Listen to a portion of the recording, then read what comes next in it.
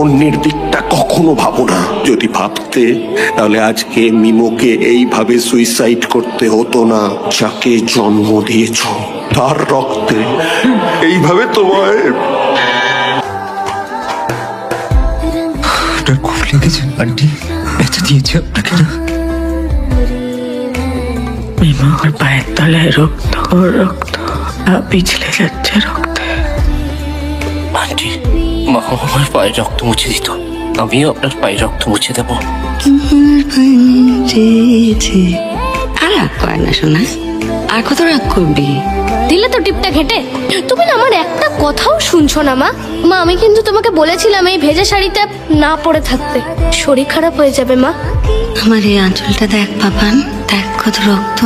এই যে তুই এত জল ঢাললি, সব রং ধুয়ে গেল। আঁচলের রক্ত ধুলো কি? ধুলো না তো। এই আঁচল দিয়ে তোর